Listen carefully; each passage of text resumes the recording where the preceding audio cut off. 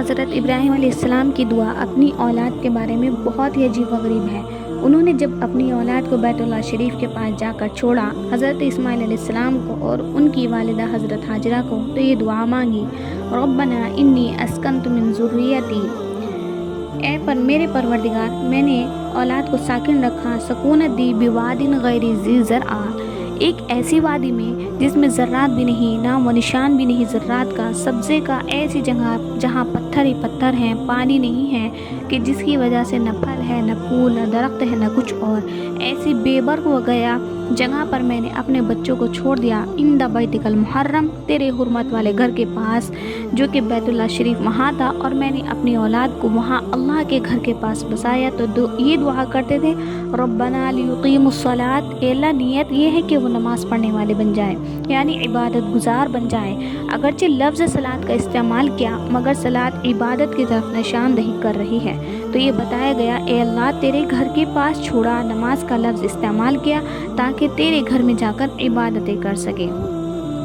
فَاجْعَلْ أَفْئِدَةً مِّنَ النَّاسِ تَهْوِي إِلَيْهِمْ، اے اللہ لوگوں کو ان کی طرف مائل کر دے تاکہ ان لوگوں کا مرجع بنا دیجئے، اے اللہ ان کو کھانے کے لیے پھل عطا کر دیجئے، لَعَلَّهُمْ يَشْكُرُونَ، تاکہ یہ آپ کا شکر ادا کر سکے۔ اتنی پیاری دعا حضرت ابراہیم علیہ السلام نے اپنے بچوں کے لیے مانگی۔ آج بھی چاہیے ہر ماں باپ اپنے بچوں کے لیے یہی دعا مانگیں۔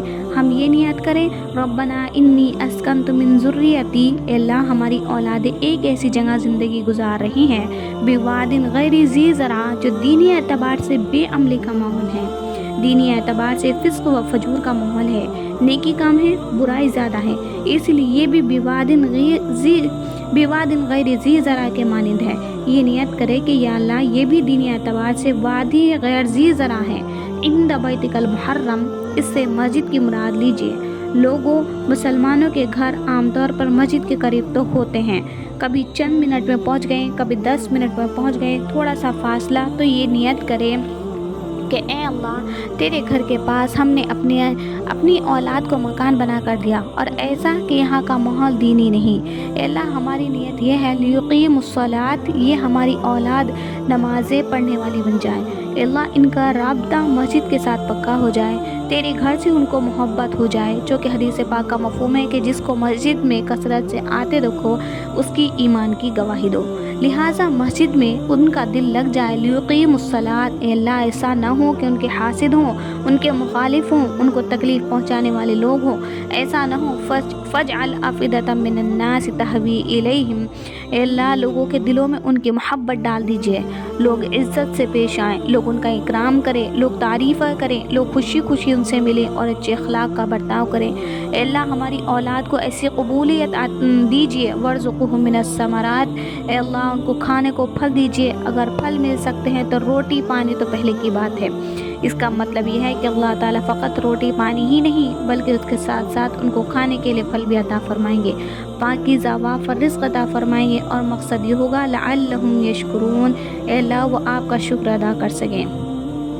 اب یہ لعلہم یشکرون ایک نقطہ ہے، انہوں نے یہ کہا اس لیے تھوڑے بندے شکر کرنے والے ہوتے ہیں، وقلیل من عبادی الشکور، میرے بندوں میں سے تھوڑے ہوتے ہیں جو شکر گزار ہوتے ہیں۔ تو دیکھیے حضرت ابراہیم علیہ السلام کی دعا کتنی پیاری اور خوبصورت ہے۔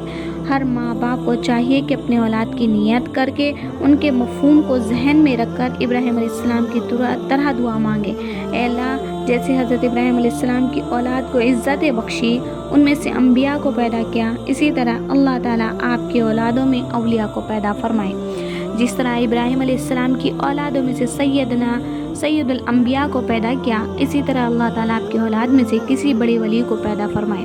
جس طرح اللہ رب العزت نے ان کو وافر رزق عطا کیا، آج دیکھیے عرب ملکوں کے جتنے لوگ ہیں ابراہیم علیہ السلام کی اولاد میں سے نیچے آ رہے ہیں، اللہ تعالیٰ نے آج بھی ان کو کھانے کے لیے پھل عطا کیے، لہٰذا اس دعا سے فائدہ اٹھائیے۔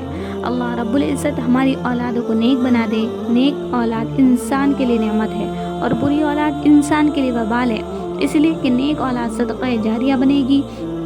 قرآن مجید نے بتا دیا، حضرت سلیمان علیہ السلام نے اپنے والد کی نیک اولاد नेक औलाद थे, दुआ मांगते थे, रब्बी औज़ीनी अन अशकुरा निअमतक अल्लती अनअमत अलैया व अला वालिदैया।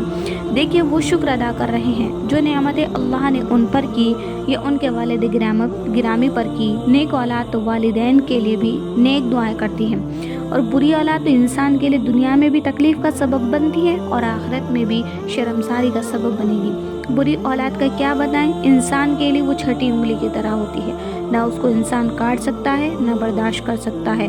जो औलाद होती है ना, अब माँ बाप को उनके पास रहना तो होता ही है, मगर दिल ही दिल में घुट घुट कर जी रहे होते हैं। इस बुरी औलाद का क्या कहना। चुनांचे एक वाक़या लिखा है कि एक आदमी के यहाँ औलाद नहीं थी, वो मक्का मुकर्रमा में रहता था, बड़ी दुआएं मांगता था। किसी ने उसे कहा कि मकाम इब्राहिम पर जाकर दुआएं मांगो, अल्लाह ताला तुम्हें औलाद अता फरमाएंगे। लेकिन उस बेचारों को ये समझ नहीं थी कि मैंने नेक औलाद मांगनी है।